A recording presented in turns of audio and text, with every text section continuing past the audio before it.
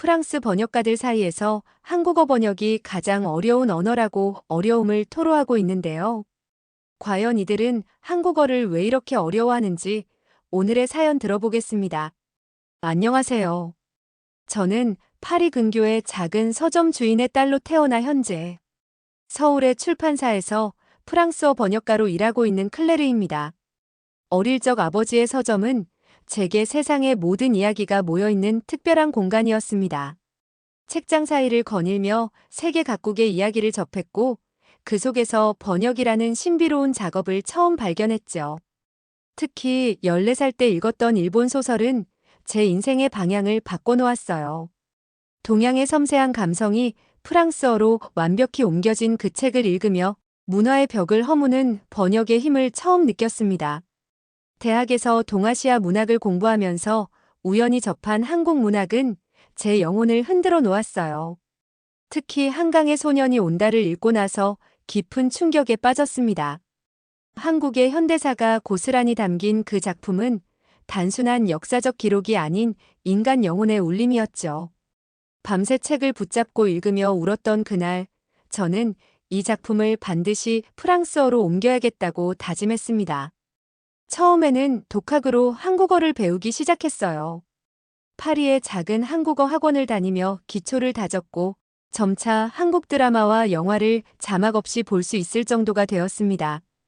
파리의 유명 출판사에서 일본어와 중국어 번역 일을 하면서도 퇴근 후에는 꾸준히 한국어 공부를 이어갔죠.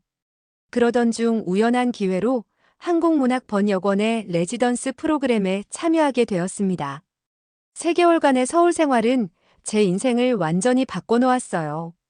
한국의 젊은 작가들과 교류하며 현대 한국 문학의 힘을 직접 느꼈고 거리의 카페에서 들리는 한국어 대화 속에서 책으로는 결코 배울 수 없는 살아있는 언어를 발견했습니다. 프랑스로 돌아간 후에도 한국의 기억이 저를 놓아주지 않았어요. 파리의 안정적인 삶이 오히려 답답하게 느껴졌고 밤마다 서울의 거리를 걷던 기억이 선명하게 떠올랐습니다. 결국 1년간의 고민 끝에 파리의 모든 것을 정리하고 한국행을 결심했죠. 동료들과 가족들은 제가 미쳤다고 했지만 이미 제 마음은 굳건했어요. 한국 문학의 진정한 가치를 프랑스에 전하기 위해서는 이곳에서 살며 숨 쉬어야 한다고 믿었기 때문입니다. 서울의 한 출판사와 계약을 맺고 작은 원룸을 구해 새 삶을 시작했습니다. 때로는 언어의 장벽에 좌절하고 문화적 차이에 당황하기도 했지만 매일 아침 한강을 바라보며 제 선택이 틀리지 않았음을 확인했죠. 서울에 도착한 첫날 한강 다리를 건너며 제 선택이 옳았음을 느꼈죠. 도시의 밤 공기는 차가웠지만 반짝이는 한강의 물결은 마치 제게 환영의 인사를 건네는 것 같았어요. 지하철에서 우연히 마주친 할머니께서 제게 건네주신 귤 한 알의 온기는 아직도 잊을 수 없습니다. 출판사에서 처음 만난 이선재님은 제가 한국에서 새로운 삶을 시작하는데 큰 도움을 주었죠. 그는 제가 이해하지 못하는 한국의 미묘한 뉘앙스를 늘 친절히 설명해 주었고 때로는 제가 고민하는 번역의 난제들을 함께 고민해 주었습니다. 첫 출근 날 서툰 한국어로 인사를 하던 제게 이선재님은 유창한 프랑스어로 응답해 주었어요. 알고 보니 그는 파리에서 3년간 디자인을 공부했다고 했죠. 점심시간 그는 저를 근처 칼국수 집으로 데려갔습니다. 젓가락질이 서툰 제게 숟가락을 건네주며 한국 사람들은 이런 따뜻한 국물로 하루의 시작을 한다고 설명해 주었어요. 회사에서도 그는 제 옆자리였기에 종종 제가 궁금해하는 한국어 표현들을 하나하나 풀어주었습니다. 시원하다라는 단어가 왜 더운 날씨에도 매운 국물에도 쓰이는지, 눈치라는 표현이 왜 프랑스어로는 도저히 한 단어로 옮길 수 없는지를 이해하게 된 것도 모두 그 덕분이었죠. 가끔은 퇴근 후 한강변을 걸으며 이야기를 나누기도 했습니다. 그는 제가 번역하는 작품들의 시대적 배경을 설명해 주었고 그 시절 자신의 어린 시절 이야기도 들려주었어요. 그의 이야기 덕분에 책 속의 한국이 제게는 점점 더 선명한 모습으로 다가왔습니다. 저는 아침 출근 시간 지하철에서 사람들의 표정을 관찰하는 것을 좋아합니다. 한 손에는 휴대폰을, 다른 한 손에는 책을 든 사람들. 간밤에 피로가 가시지 않은 얼굴로도 책을 놓지 않는 그들의 모습에서 한국인들의 문학에 대한 사랑을 발견했죠. 그러던 어느 날 출판사는 평소와 다른 분위기였어요. 조용하던 사무실이 웅성거렸고 모든 직원들의 눈이 TV 화면에 고정되어 있었습니다. 바로 그때 한강 작가가 노벨문학상 수상자로 선정되었다는 소식이 전해졌죠. 아시아 최초의 노벨문학상. 그 순간 사무실은 마치 축제의 현장처럼 변했어요. 뉴욕타임즈는 한국 문학이 세계 문학의 새로운 장을 열었다고 평했고, 르몽드는 한강의 작품은 인류 보편의 감성을 건드린다고 극찬했습니다. 프랑스의 문학 평론가들은 연일 특집 기사를 통해 한국 문학의 깊이를 분석했고, 파리의 유명 서점들은 한강의 코너를 따로 만들었다는 소식이 전해졌어요. 그날 저녁 회사 전체가 회식 자리를 가졌습니다. 평소 제 작업 속도를 신경 쓰던 최 편집장님도 기쁨에 들떠 있었고, 마르코마저 한국 문학의 위대함을 인정하는 듯 했어요. 술잔을 기울이며 이선재님이 제게 말했습니다. 클레르 씨가 우리 문학을 사랑해준 덕분이에요. 그 말에 왠지 모를 뭉클함이 차올랐죠. 다음 날 저는 한강 작가의 수상 소감을 번역하는 특별한 임무를 맡게 되었어요. 그의 말 한마디 한마디를 프랑스어로 옮기면서 제가 이 역사적인 순간의 한 부분이 되었다는 사실에 가슴이 벅차올랐습니다. 작가는 수상 소감에서 문학은 국경을 넘어 인간의 마음을 이어주는 달이라고 했죠. 그날 밤 늦게까지 사무실에 남아 번역 작업을 하면서 창밖으로 보이는 서울의 불빛을 바라보았어요. 도시의 빛나는 야경 속에서 한국 문학의 찬란한 미래가 보이는 것 같았습니다. 담당 작가님의 인터뷰 영상을 보며 메모를 하던 중이었죠. 그분이 말씀하시는 한이라는 감정을 어떻게 프랑스어로 옮길 수 있을지 고민하고 있었어요. 수십 번을 되돌려 보았지만 그 깊이를 온전히 담아내기가 쉽지 않았습니다. 인터뷰 속 작가님은 한이란 단순한 슬픔이 아닌 오랜 시간 가슴 깊이 응어리진 감정이라 설명하셨죠. 그 순간 저는 깨달았어요. 이것이 바로 제가 찾던 한국 문학의 진수라는 것을. 사무실은 이미 어둠에 잠겨 있었고 층별 보안등만이 희미하게 켜져 있었습니다. 고요 속에서 키보드를 두드리는 소리만이 간간히 들려왔죠. 그때 마르코가 커피를 들고 제 책상을 찾아왔을 때 그의 얼굴에서 처음으로 진정한 존중의 표정을 발견했죠. 번역 작업은 결코 쉽지 않았습니다. 첫 과제로 받은 단편소설은 1980년대 서울의 작은 동네를 배경으로 하고 있었어요. 특히 칼칼한 국물이라는 표현을 프랑스어로 옮기는 일이 참 어려웠습니다. 프랑스에는 이와 비슷한 맛도 표현도 없었기 때문이에요. 한국인들이 느끼는 칼칼함은 단순한 맵기가 아닌 속을 시원하게 풀어주는 특별한 맛이었기 때문이죠. 저는 작가님께 직접 연락을 드렸습니다. 작가님의 작업실을 찾아가 실제 순댓국을 함께 먹으며 이야기를 나누었죠. 이 맛이 바로 칼칼함이에요라며 웃으시던 작가님의 표정이 아직도 선명합니다. 하지만 이런 제 방식을 마르코는 이해하지 못했어요. 도대체 얼마나 더 시간이 필요한 거야? 마르코의 목소리에는 짜증이 가득했습니다.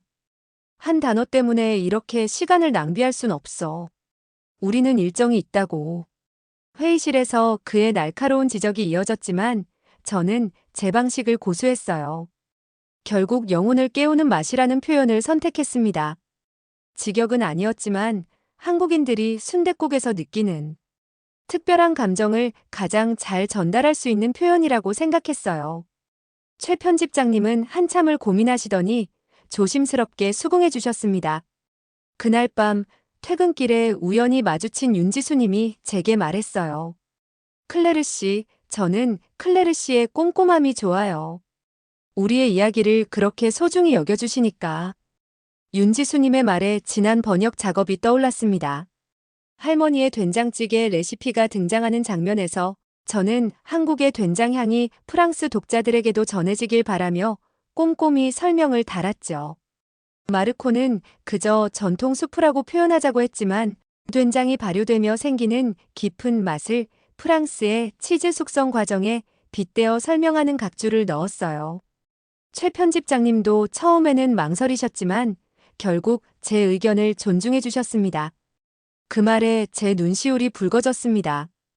한국의 이야기를 프랑스에 전하는 일이 단순한 번역이 아닌 마음을 전하는 일임을 다시 한번 깨달은 순간이었죠. 어느 날 출판사 야유회로 작가들과의 만남이 있었습니다. 봄 기운이 완연한 남산 자락에서 독자들과 작가들이 한자리에 모였어요. 그 자리에서 저는 예상치 못한 순간을 마주하게 되었죠. 한 중년 독자가 작가에게 다가갔을 때의 모습이 아직도 선명합니다. 그녀의 목소리는 떨렸고 손에 쥔 책은 이미 너덜너덜했어요. 주인공이 아버지를 이해하게 되는 장면이 그녀의 이야기와 겹쳤다는 말에 작가는 그저 조용히 고개를 끄덕였습니다. 또 다른 독자는 할머니의 일기장 이야기를 꺼냈죠. 소설 속 장면이 할머니의 젊은 시절과 포개어졌다는 그의 말에 주변의 공기가 무거워졌습니다. 작가는 그의 손을 잡아주었고 그 순간 책과 독자 사이의 벽이 허물어지는 것을 보았어요. 청년들은 자신들의 고민을 이야기했습니다. 취업, 결혼, 내 집 마련까지. 중년의 독자들은 자녀 교육과 노후를 걱정했죠. 그들의 이야기는 마치 소설의 한 페이지처럼 진실했어요. 그때 저는 분명히 알게 되었습니다. 제가 번역하는 것은 단순한 글자가 아닌 사람들의 삶과 꿈 그리고 아픔이라는 것을요. 한국어의 단어 하나하나가 이토록 깊은 울림을 가지고 있다는 사실에 숙연해졌습니다. 해가 저물 무렵 작가는 번역이란 서로 다른 마음과 마음을 이어주는 달이라고 말씀해 주셨어요. 그 말씀은 오랫동안 제 마음에 남았습니다. 돌아오는 지하철에서 저는 메모장을 펼쳤죠. 오늘 들은 이야기들, 본 표정들, 느낀 감정들을 하나하나 기록했어요. 이것들이 언젠가 제 번역에 생명을 불어넣어 줄 것이라 믿었기 때문입니다. 그날 밤 퇴근길에 우연히 마주친 윤지수님이 제게 말했어요. 클레르 씨, 저는 클레르 씨의 꼼꼼함이 좋아요. 우리의 이야기를 그렇게 소중히 여겨주시니까. 윤지수님의 말에 지난 번역 작업이 떠올랐습니다. 할머니의 된장찌개 레시피가 등장하는 장면에서 저는 한국의 된장향이 프랑스 독자들에게도 전해지길 바라며 꼼꼼히 설명을 달았죠. 마르코는 그저 전통 수프라고 표현하자고 했지만 된장이 발효되며 생기는 깊은 맛을 프랑스의 치즈 숙성 과정에 빗대어 설명하는 각주를 넣었어요. 최 편집장님도 처음에는 망설이셨지만 결국 제 의견을 존중해 주셨습니다. 그 말에 제 눈시울이 붉어졌습니다. 한국의 이야기를 프랑스에 전하는 일이 단순한 번역이 아닌 마음을 전하는 일임을 다시 한번 깨달은 순간이었죠. 어느 날 저녁 출판사는 팀 회식 자리를 가졌습니다. 소주 한 잔이 돌고 삼겹살 굽는 연기가 피어오르는 그곳에서 예상치 못한 일이 벌어졌어요. 마르코가 술 기운에 붉어진 얼굴로 제게 말을 걸었습니다. 유독 한국의 회식 문화를 이해할 수 없다며 프랑스였다면 이런 자리는 없었을 거라고 말하더군요. 이어 한국 문학의 번역도 마찬가지라며 너무 깊이 파고들 필요가 없다는 말까지 덧붙였어요. 최 편집장님은 그의 말에 동의하는 듯한 표정이었습니다. 마감이 늦어지고 작업 속도가 더딘 것에 대한 우려가 컸던 모양이에요. 팀원들의 눈치도 불편해 보였죠. 하지만 제 생각은 달랐어요. 회식 자리에서 술잔을 기울이며 서로의 속마음을 나누는 이 문화야말로 한국 문학의 정서가 담긴 소중한 순간이라고 말씀드렸습니다. 프랑스의 독자들이 이해할 수 있도록 이런 문화적 맥락을 설명하는 것이 번역가의 역할이라고 생각했기 때문이죠. 이선재님이 제 의견에 힘을 실어주셨어요. 한국인들에게 회식은 단순한 술자리가 아닌 서로를 이해하고 공감하는 특별한 시간이라고 설명해 주셨죠. 윤지수님도 조심스레 고개를 끄덕였고 마르코의 표정이 조금씩 누그러졌습니다. 그날 밤 우리는 처음으로 진솔한 대화를 나눴어요. 서로 다른 문화의 차이를 인정하면서도 그 속에 담긴 보편적인 인간의 정서를 찾아내는 일의 중요성에 대해 이야기했죠. 최 편집장님은 결국 마감 기한을 조금 연장해 주시겠다고 말씀하셨습니다. 그 대신 프랑스 독자들의 눈높이를 완전히 무시할 순 없으니 적절한 균형을 찾아보자고 제안하셨어요. 죄송합니다. 말씀하신 대로 수정하여 다시 쓰겠습니다. 한강의 수상 소식 이후 출판사의 분위기는 더욱 바빠졌습니다. 작가의 신작이 곧 출간될 예정이었고 프랑스어판 출간 준비도 서두르게 되었어요. 프랑스의 주요 문학 전문지들은 연일 한국 문학을 조명했습니다. 한국 문학이 지닌 독특한 서사와 깊이에 대한 분석이 이어졌고 세계 문학계에서의 새로운 가능성을 논하는 글들이 쏟아져 나왔죠. 파리의 옛 동료가 보내온 기사들을 읽으며 제가 지금 참으로 중요한 순간에 이 자리에 있다는 사실을 실감했어요. 출판사에서는 특별 프로젝트 팀이 꾸려졌습니다. 최 편집장님은 제게 프랑스어판 번역 책임을 맡아달라고 하셨죠. 처음에는 망설여졌지만 이선재님의 격려에 용기를 내어 수락했어요. 놀랍게도 마르코도 달라졌습니다. 그는 이번에는 제 번역 방식을 존중하겠다며 필요하다면 기꺼이 도움을 주겠다고 했어요. 특히 한 장면이 인상적이었습니다. 봄날은 간다의 한 구절을 두고 고민하고 있을 때였죠. 마르코가 자신의 책상에서 일어나 제게 다가왔어요. 그는 프랑스 시인 보들레르의 시구를 인용하며 한국어의 계절감과 프랑스 문학의 정서를 연결하는 참신한 제안을 했습니다. 놀라웠던 것은 마르코가 먼저 한국 드라마를 찾아보기 시작했다는 점이었어요. 자막으로나마 한국의 정서를 이해하고 싶다며 퇴근 후에는 한국 영화도 찾아본다고 했죠. 그의 태도 변화에서 한국 문학의 가치를 인정하게 된 것을 느낄 수 있었습니다. 얼마 전에는 제가 고민하던 그리움이라는 단어의 번역을 위해 직접 한국의 시를 찾아와 보여주기도 했어요. 프랑스어로는 담아내기 힘든 그 미묘한 감정을 설명하기 위해 그가 들인 노력이 고스란히 느껴졌죠. 매일 밤 늦게까지 원고와 씨름했습니다. 때로는 한 문장을 수십 번 고치기도 했어요. 한국어의 미묘한 뉘앙스를 프랑스어로 옮기는 일은 여전히 쉽지 않았지만 이제는 그 과정 자체가 특별하게 느껴졌습니다. 특히 잔잔한 물결처럼 퍼져나가는 그리움이라는 구절을 번역할 때였죠. 한국어 특유의 서정성을 프랑스어로 옮기는 일은 쉽지 않았습니다. 이선재님은 제게 한강 다리를 산책하자고 제안했어요. 가끔은 거리로 나와 바람을 쐬어야 글이 보입니다라는 말과 함께요. 밤바람을 맞으며 한강을 바라보았을 때 그 구절이 담고 있는 감정이 비로소 이해되는 것 같았죠. 한국어의 미묘한 뉘앙스를 프랑스어로 옮기는 일은 여전히 쉽지 않았지만 이제는 그 과정 자체가 특별하게 느껴졌습니다.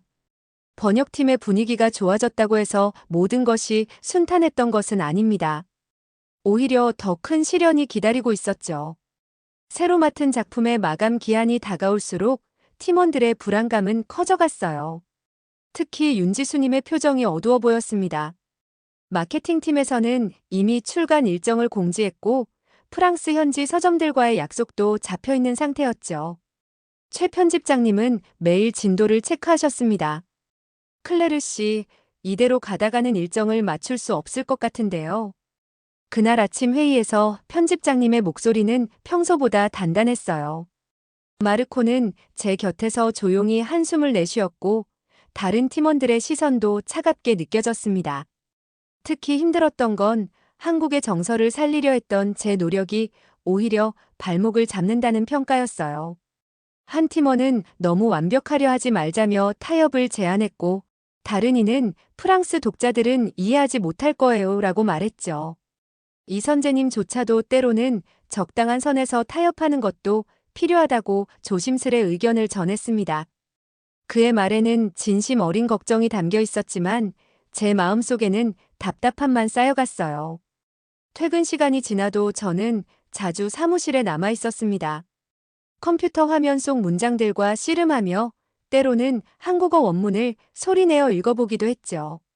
그러다 문득 고개를 들면 어둠에 잠긴 사무실 창밖으로 서울의 밤거리가 반짝였어요. 어느 화창한 가을날 작가님과의 인터뷰가 예정되어 있었습니다. 출판사 회의실은 아침부터 분주했고 긴장감이 감돌았어요. 최 편집장님은 제게 특별히 당부하셨습니다. 프랑스 독자들이 궁금해할 만한 질문들을 준비해두라고 하셨죠. 그동안 번역하면서 품었던 의문들을 풀 수 있는 기회이기도 했어요.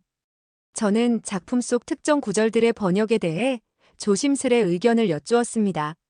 문화적 차이로 인해 프랑스어로 옮기기 어려웠던 부분들, 한국의 정서가 깊이 담긴 표현들에 대해 이야기를 나누었어요. 인터뷰를 마치고 나오는 길, 이선재님이 제게 말했습니다. 클레르 씨는 정말 한국 문학을 사랑하는 것 같아요. 그 말에 가슴 한켠이 따뜻해졌죠. 마르코도 처음으로 진심 어린 미소를 지어 보였습니다. 그날 저녁 인터뷰 내용을 정리하며 저는 다시 한번 제 작업의 의미를 생각해 보았어요. 단순한 언어의 전환이 아닌 한 문화의 진심을 전달하는 일이라는 것을요. 마감일이 일주일 앞으로 다가왔습니다. 출판사는 그 어느 때보다 바쁜 나날을 보내고 있었어요. 각자의 자리에서 모두가 긴장된 모습이었죠. 윤지수님은 프랑스 현지 서점들과 연락을 주고받느라 분주했고, 이선재님은 표지 디자인의 마지막 수정 작업에 열중했습니다. 최 편집장님은 평소보다 더 자주 팀원들의 진행 상황을 확인하셨어요. 마케팅팀 책상 위로는 파리의 유명 서점들에서 보낸 이메일이 프린트되어 있었고, 디자인팀 모니터에는 수십 개의 표지 시안이 띄워져 있었습니다. 출판사의 공기는 그 어느 때보다 긴박했죠. 이선재님은 한국의 전통 문양을 현대적으로 재해석한 표지 디자인을 완성하느라 밤늦게까지 사무실에 남아 있었고, 최 편집장님은 매시간 각 팀의 진행 상황을 체크하며 긴장된 발걸음을 재촉하고 있었어요. 특히 인상적이었던 건 윤지수님의 모습이었습니다. 시차 때문에 새벽에도 프랑스 현지와 연락을 주고받아야 했지만 그녀의 눈빛은 오히려 더 빛났죠. 한국 문학이 프랑스에서 새로운 바람을 일으킬 거라는 그녀의 확신이 전해지는 순간이었어요. 사무실 커피 머신 앞에서 마주친 마르코의 표정이 달랐습니다. 평소의 날카로운 눈빛 대신 부드러운 미소를 짓고 있었어요. 그는 제게 따뜻한 아메리카노를 건네며 번역 작업에 대한 새로운 제안을 꺼냈죠. 남은 작업을 효율적으로 나누어 함께하자는 제안이었습니다. 특히 제가 문학적 표현과 한국 특유의 정서를 살리는데 집중할 수 있도록 자신이 기본적인 문장 검토를 맡아주겠다고 했어요. 그의 목소리에서 진심이 느껴졌고 책상 위에 놓인 원고에는 이미 그가 꼼꼼히 체크해둔 메모들이 가득했습니다. 며칠 전까지만 해도 제 번역 방식을 비효율적이라고 지적하던 그였는데 이제는 한국 문학의 깊이를 프랑스 독자들에게 전달하기 위해서는 이런 과정이 필요하다는 것을 이해하게 된 것 같았어요. 심지어 그의 책상에는 한국 현대사를 다룬 책자들이 놓여 있었고 그 위에는 형광펜으로 표시해둔 흔적이 역력했습니다. 처음으로 마르코가 제 작업 방식을 인정하고 존중하는 모습을 보면서 무언가가 달라졌다는 것을 느낄 수 있었어요. 그의 변화는 마치 봄날 꽃이 피어나듯 자연스럽고 아름다웠습니다. 팀원들도 하나둘 도움의 손길을 내밀었어요. 윤지수님은 프랑스 독자들의 반응이 궁금한 부분들을 미리 체크해 주었고, 이선재님은 한국 특유의 정서가 담긴 부분들을 자세히 설명해 주었죠. 밤늦게까지 이어진 작업 중에 최 편집장님이 치킨을 사오셨습니다. 처음에는 어색했던 마르코도 이제는 젓가락질에 익숙해진 모습이었어요. 치킨을 먹으며 자연스럽게 한국의 회식 문화에 대해 이야기를 나누었고 그 대화는 자연스럽게 번역 작업에 대한 진지한 토론으로 이어졌습니다. 드디어 번역 원고의 최종 교정이 끝났습니다. 프랑스 출판사에서는 연말 출간을 목표로 인쇄 준비에 들어갔다는 소식이 전해왔어요. 마지막 순간까지 수정에 수정을 거듭하면서도 마음 한켠에는 아쉬움이 남았지만 최선을 다했다는 생각에 안도감이 밀려왔습니다. 파리의 주요 서점들은 벌써부터 한국 문학 특별전을 준비한다는 연락을 보내왔습니다. 프랑스의 오랜 친구는 서점가의 분위기가 완전히 달라졌다는 소식을 전해왔어요. 한국 문학 코너가 눈에 띄게 커졌고 독자들은 이미 예약 문의를 하기 시작했다고 했죠. 특히 한강의 노벨문학상 수상 이후 한국 문학에 대한 관심이 더욱 뜨거워진 만큼 이번 출간이 가지는 의미가 남달랐죠. 파리의 유명 문학 잡지들은 한국 문학 특집호를 기획 중이었고 유수의 평론가들이 한국 문학의 세계성과 독창성에 대한 글을 쓰고 있다는 소식도 들려왔습니다. 윤지수님이 건네준 프랑스 서점들의 이메일에는 반가운 소식들로 가득했어요. 프랑스의 대형 서점 체인들은 앞다투어 한국 문학 페스티벌을 준비하고 있었고 독립 서점들도 한국 문화 행사를 기획하고 있었습니다. 이런 변화들을 지켜보며 제가 그토록 꿈꾸던 순간이 현실이 되어가고 있다는 것을 실감했죠. 출판사에도 새로운 변화가 찾아왔습니다. 다음 프로젝트로 젊은 한국 작가들의 단편선을 기획하게 되었어요. 최 편집장님은 이번에도 제게 번역을 맡아달라고 하셨죠. 마르코와 함께 작업하게 될 것이라는 말씀도 덧붙이셨습니다. 퇴근길 한강 다리를 건너며 서울의 야경을 바라보았어요. 처음 이 도시에 왔을 때와는 다른 감정이 들었습니다. 이제 이곳은 제게 단순한 이국의 도시가 아닌 제 삶의 한 부분이 되어 있었죠. 출판사에서는 연이어 새로운 작품들의 번역 제안이 들어왔습니다. 이제는 혼자가 아닌 마르코와 함께하는 작업이 될 거라는 생각에 설렜어요. 그동안의 갈등이 오히려 서로를 이해하는 계기가 되었다는 것을 우리 모두 알고 있었죠. 서울에서의 시간이 쌓여갈수록 이곳이 더욱 좋아졌습니다. 출근길 지하철에서 책을 읽는 사람들, 한강변을 걷다 마주치는 친절한 미소들, 골목골목 숨어있는 작은 책방들까지 이 모든 것들이 제 일상이 되어가고 있었어요. 처음 한국에 왔을 때 품었던 꿈은 이제 더 선명해졌습니다. 한국 문학의 깊이를 프랑스에 전하는 것, 그것은 단순한 번역 작업이 아닌 두 문화를 잇는 다리를 놓는 일이었죠. 매일 아침 창밖으로 보이는 한강처럼 저는 그 다리가 되어 끊임없이 이야기를 전하고 싶었어요. 이제 서울은 제게 제2의 고향이 되었습니다. 한국의 정서가 담긴 이야기들을 프랑스에 전하는 일, 그것은 제 삶의 이유가 되었죠. 앞으로도 이곳에서 이 도시의 숨결을 느끼며 한국 문학의 아름다움을 세상에 전하고 싶습니다. 오늘의 사연 어떻게 들으셨나요? 사연이 가슴을 울렸다면 구독과 좋아요, 댓글 꼭 부탁드립니다.